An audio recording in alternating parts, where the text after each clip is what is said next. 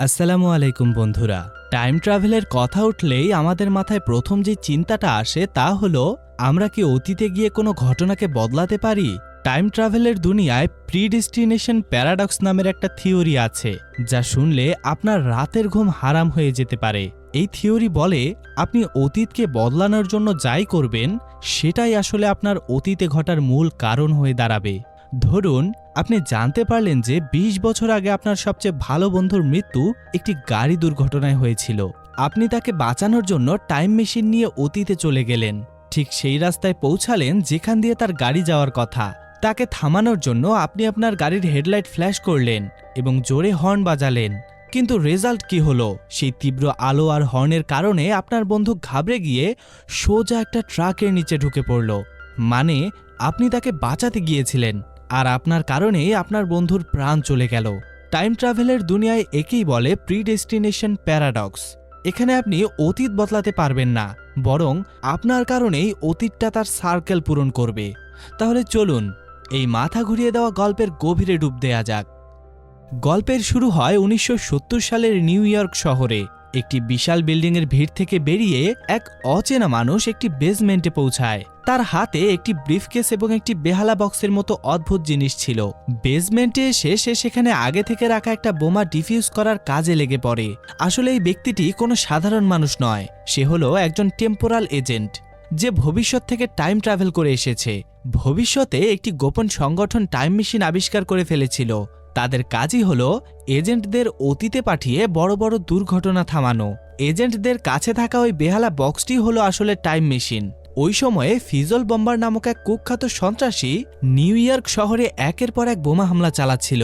পরবর্তীতে ১৯৭৫ সালে সে এমন এক ভয়াবহ বিস্ফোরণ ঘটাবে যাতে প্রায় ১১,০০০ মানুষের মৃত্যু হবে। তাই এই এজেন্ট এসেছে ফিজল বম্বারের এই পুরনো প্ল্যানটা ভেঙে দিতে। এটি ফিজল বম্বারের প্রথম হামলা ছিল। এই এজেন্টের নাম বারকিপ। বারকিপের উদ্দেশ্য ছিল বোমটি ডিফিউজ করে বম্বারকে একেবারে শেষ করে দেওয়া। বারকিপ সবেমাত্র বোমটিকে বের করছে এমন সময় সে পেছন থেকে কার উপস্থিতি টের পায়। সতর্ক হয়ে সে যখন বন্দুক বের করে, তখনই কেউ একজন তার উপর ফায়ার করে বসে, আর সে ছিল ফিজল বম্বার। এজেন্ট অল্পের জন্য বেঁচে গিয়ে পাল্টা গুলি চালায়, কিন্তু বম্বার ফসকে পালিয়ে যায়। এদিকে বোমটি ব্লাস্ট হতে আর মাত্র ৬ সেকেন্ড বাকি ছিল। এটা দেখে বারকিপ বোমটি মেশিনে ঢোকাতেই যাবে, তখনই ঘটে বিশাল একটি বিস্ফোরণ। বারকিপ দূরে ছিটকে পড়ে আর প্রচণ্ড আগুনে তার মুখটা একেবারে ঝলসে যায়। সে কষ্ট করে তার টাইম মেশিনের দিকে যাওয়ার চেষ্টা করছিল। ঠিক তখনই অজানা একজন ব্যক্তি সেখানে এসে সাহায্যকারীর মতো তাকে টাইম মেশিনটা এগিয়ে দেয়। এই ব্যক্তিটা কে সেটা আমরা কিছুক্ষণ পরেই জানতে পারবো। এজেন্ট কোনো মতে নিজের সময়ে অর্থাৎ ১৯৯২ সালে ফিরে যায়, কিন্তু সে ফিজল বম্বারকে থামাতে ব্যর্থ হয়। তার মুখ এতটাই পুড়ে গিয়েছিল যে ডাক্তারদের প্লাস্টিক সার্জারি করতে হয়। সার্জারির পর বারকিপের চেহারা আর গলা পুরোপুরি বদলে যায়।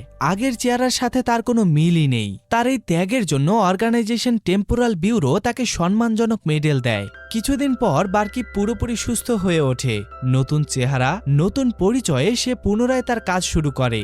এবার তাকে একটি শেষ মিশন দেওয়া হয়। এই মিশন কমপ্লিট করলেই তার টাইম মেশিন বাতিল করে দেওয়া হবে, আর সে রিটায়ার হয়ে শান্তিতে বাকি জীবন কাটাতে পারবে।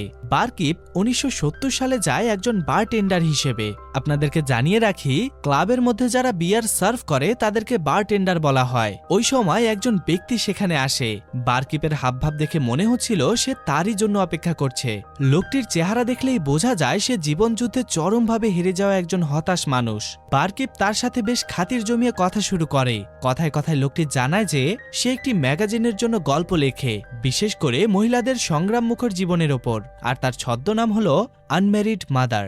এজেন্ট একটু কৌতূহল দেখিয়ে বলে, আরে, আনম্যারিড মাদারের গল্প তো আমিও পড়েছি, কিন্তু এইটা জানতাম না যে লেখক একজন পুরুষ হবে। লোকটি একটা দীর্ঘ শ্বাস ফেলে বলে, এর পেছনে অনেক লম্বা গল্প আছে, তবে গল্পটা বেশ ইন্টারেস্টিং।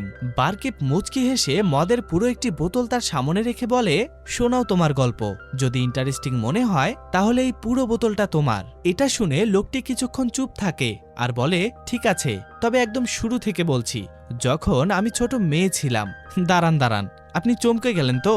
আমাদের এজেন্টও চমকে ওঠে। সে হাসতে হাসতে বলে, কি বলছো, তুমি আগে মেয়ে ছিলে মানে? লোকটি সিরিয়াস মুখে বলে, হ্যাঁ, ঠিকই শুনেছ, আগে আমি একজন মেয়ে ছিলাম, পরে বাধ্য হয়ে আমাকে জেন্ডার পরিবর্তন করতে হয়। এরপর লোকটি তার জীবনের ফ্ল্যাশব্যাক বলতে শুরু করে। সে জানায় 13 সেপ্টেম্বর 1945 সালের কথা। জন্মের কয়েকদিন পরই তাকে কেউ একজন এতিমখানার বাইরে ফেলে রেখে যায়। সেদিন তার নাম দেওয়া হয় জেন। জেনের পুরো শৈশব ওই এতিমখানাতেই কাটে। তবে সে সাধারণ মেয়েদের মতো ছিল না। সে অনেক বুদ্ধিমান, সাহসী আর ছেলেদের চেয়েও বেশি শক্তিশালী ছিল। কিন্তু বাইরে শক্ত হলেও ভেতরে সে ছিল বড্ড একা। বাবা মায়ের অভাব তাকে সবসময় কুড়ে কুড়ে খেত। যখনই অন্য বাচ্চারা দত্তক যেত তার চোখে জল চলে আসতো। তবে সে স্বপ্ন দেখত একদিন এমন কেউ তার জীবনে আসবে যে তাকে পাগলের মতো ভালোবাসবে, কখনোই তাকে ছেড়ে যাবে না। এরপর জেন যখন একটু বড় হলো তখন তার জীবনে একটা সুযোগ এলো। রবার্টসন নামের এক ব্যক্তি জেনের বুদ্ধি আর ফিটনেস দেখে স্পেস কর্পের একটি স্পেস ট্রাভেল মেশিনের জন্য সিলেক্ট করে। জেনকে বলা হয় কিছু কঠিন পরীক্ষা পাশ করলে তাকে নভোচারী হিসেবে নেওয়া হবে। জেনের খুশির আর সীমা নেই। ট্রেনিং শুরু হলো, যেখানে শুধুমাত্র কুমারী মেয়েদেরকেই সুযোগ দেওয়া হয়েছিল। জেন সবার চেয়ে বেস্ট পারফরমেন্স করছিল। কিন্তু দেখা যায় ট্রেনিং এর শেষ দিকে একটি মেয়ের সাথে তার এমন মারামারি হয়, জেন তাকে মারতে মারতে একদম নাজেহাল অবস্থা করে ফেলে। আর এই মারামারির মাসুল হিসেবে তাকে ট্রেনিং থেকে বের করে দেওয়া হয়। রবার্টসন জেনকে আশ্বাস দিয়ে বলে, আমি আবার তোমাকে এখানে নিয়ে আসব, কিন্তু তোমাকে কিছুটা সময় অপেক্ষা করতে হবে। কিন্তু জেনের কাছে অপেক্ষা করার মতো সময়, টাকা বা থাকার জায়গা কোনোটাই ছিল না। বাধ্য হয়ে সে মানুষের বাড়িতে কাজ করতে শুরু করে আর নিজেকে উন্নত করতে নাইট ক্লাসে ভর্তি হয়। এভাবেই তার দিন কাটতে থাকে। এরপর আমাদের 3 এপ্রিল 1963 সালের কাহিনী দেখানো হয়, যেখানে আমরা দেখি জেন নাইট ক্লাস শেষ করে জেন যখন বাড়ি ফিরছিল তখন এক অচেনা মানুষের সাথে সে ধাক্কা খায়। প্রথম দেখাতেই জেন তাকে পছন্দ করে ফেলে। এই লোকটাই ছিল প্রথম মানুষ যে কিনা জেনের মনের সৌন্দর্য বুঝতে পেরেছিল। দুজনের মধ্যে গভীর ভালোবাসা তৈরি হয়। এক পর্যায়ে তারা ফিজিক্যালি ইন্টিমেটও হয়। কিন্তু এই সুখ জেনের কপালে বেশি দিন সইল না। এক রাতে পার্কে গল্প করার সময় লোকটি হঠাৎ উঠে কোথাও চলে যায় আর কখনোই সে ফিরে আসে না। জেন ভেতর থেকে পুরোপুরি ভেঙে পড়ে। কিছুদিন পর জেনের জীবনে আবার আশার আলো হয়ে ফিরে আসে মিস্টার রবার্টসন। সে জানায় স্পেস কর্প আসলে কোনো স্পেস ট্রাভেল প্রজেক্ট নয়, এটি একটি গোপন সরকারি প্রজেক্ট।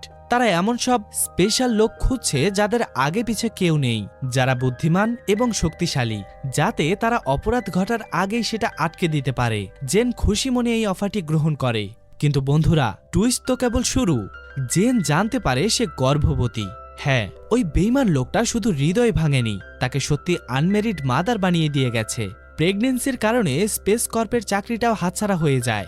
9 মাস পর জেন একটি ফুটফুটে মেয়ের জন্ম দেয়। কিন্তু ডেলিভারির পর ডাক্তাররা তাকে এমন একটা কথা জানায় যা শুনলে আপনারও মাথা ঘুরে যাবে। ডাক্তাররা বলে জেনের শরীরে পুরুষ এবং মহিলা উভয় প্রজনন অঙ্গই ছিল, কিন্তু ডেলিভারির সময় ফিমেল অর্গানে এতটাই সমস্যা দেখা দেয় যে জেনকে বাঁচানোর জন্য সেটা কেটে বাদ দিতে হয়। এখন জেনকে বাকি জীবন একজন পুরুষ হিসেবে কাটাতে হবে। এই সত্যিটা জেনকে পুরোপুরি শকড করে দেয়। তবে নিজের মেয়েকে কোলে নেওয়ার পর সে সব কষ্ট ভুলে যায়। কিন্তু জন্ম থেকে জেনের ভাগ্য যে এতটা খারাপ যেটা সে কল্পনাও করতে পারেনি। কয়েক সপ্তাহ পর হাসপাতাল থেকেই কেউ তার বাচ্চাকে চুরি করে নিয়ে যায়। জেন তন্ন করে খুঁজলেও তার বাচ্চার কোনো হদিশ মেলে না। এরপর তার সার্জারি হয়, সে পুরোপুরি পুরুষে পরিণত হয় আর তার নাম রাখা হয় জন। পরবর্তীতে সে নিউ ইয়র্কে এসে এই ম্যাগাজিনের চাকরিটা নেয়। গল্প শেষ করে জন বলে, আজও আমি ওই একটা মানুষকে সবচেয়ে বেশি ঘৃণা করি যে আমাকে প্রেগনেন্ট করে ছেড়ে চলে গিয়েছিল। বারকিপ একটু শান্ত গলায় বলে, তুমি ওই মানুষটিকে মারতে চাও তাই না জন? জন চমকে ওঠে, কারণ সে বারকিপকে তার পুরুষ হওয়ার পরের নামটা বলেনি।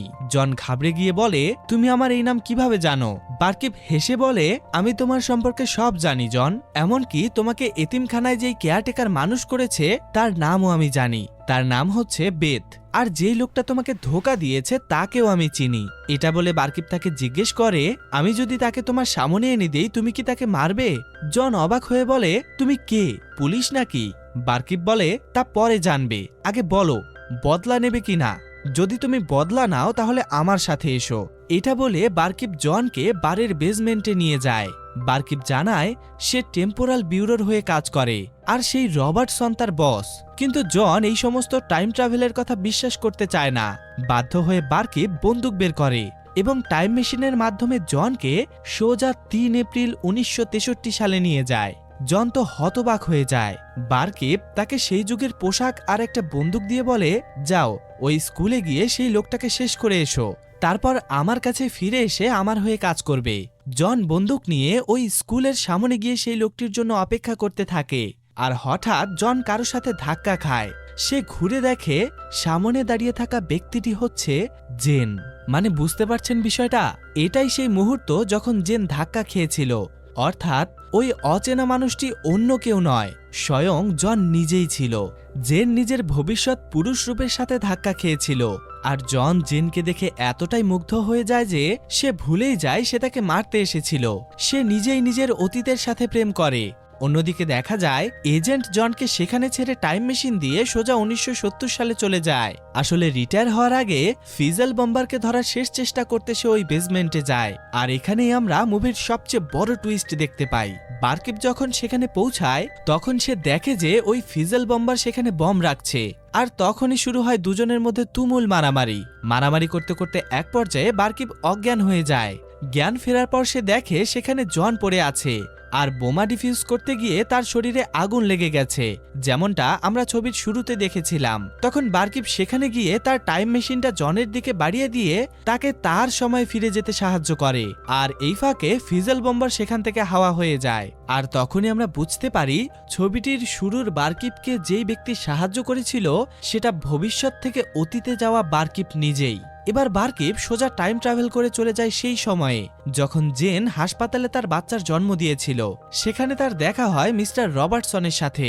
রবার্টসনের হাতেও একই টাইম মেশিন ছিল, মানে রবার্টসন নিজেও টাইম ট্রাভেল করত। আর এখান থেকেই পরিষ্কার হয়ে যায় রবার্টসনই হলেন টেম্পোরাল ব্যুরোর আসল মাস্টার মাইন্ড। এখন আমি আপনাদেরকে যেটা বলতে চলেছি সেটা একটু মনোযোগ দিয়ে দেখবেন। আমরা দেখি বারকিপ ওই হাসপাতাল থেকে জেনের বাচ্চাকে চুরি করে এবং সোজা 1945 সালে নিয়ে গিয়ে একটি এতিমখানার বাইরে রেখে আসে।